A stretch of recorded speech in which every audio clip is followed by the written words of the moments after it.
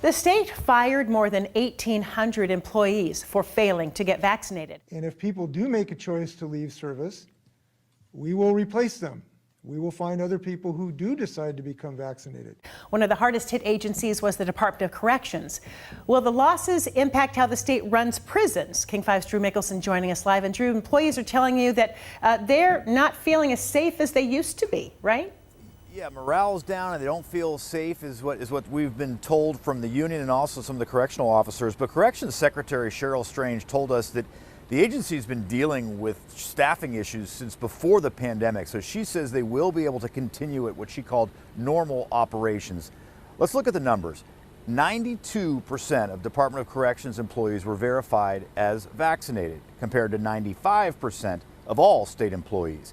The DOC says they'll be losing about 350 employees across all aspects of the agency. And despite concerns about safety, the Corrections Secretary says the losses could actually make the prisons safer. One-time Correctional Officer of the Year, Gabe Forrest, died from COVID. The governor used Forrest's death as an example for why a vaccine mandate was needed. Despite the line of duty deaths of 5 of their co-workers, 350 Department of Corrections employees refused to get vaccinated and lost their jobs, putting a strain on an agency already impacted by the pandemic. Only if we become calm as earth. Non-essential prison programs and classes haven't been held for more than a year. Outbreaks have caused lockdowns and quarantines of both inmates and staff. The agency has relied on overtime and moving staffers around the state to fill the holes, all practices that will continue. It's not going to be as simple. Michelle Woodrow heads up the union that represents all non-supervisor positions inside the prison walls. She says her members are exhausted at a time when the state will just be demanding more of them. It's unhealthy for the incarcerated population. It's unhealthy for our staff, and it's not safe. I think they're as safe as they were. Corrections Secretary Cheryl Strange says despite the losses, the prisons are under normal operations. The same checks for contraband continue. No staffers are left alone with offenders. And the governor has called for a 2-week pause on any new inmates coming in from counties. And she thinks things might actually improve now that the staff is fully vaccinated.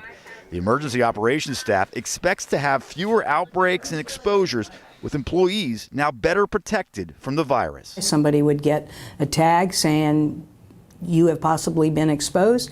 We do screening, we did testing. So we had a lot of people out from that exposure. And so that will go down. But she knows the positions must be filled. We're trying to fill them today. The governor tells us that the state has hired consultants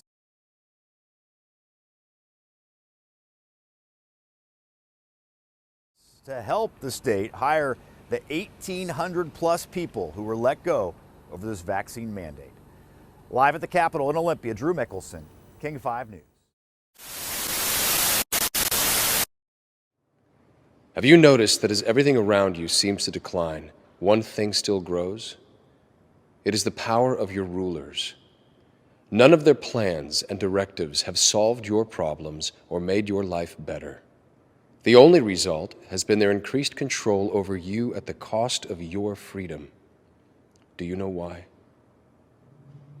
You gave them the power.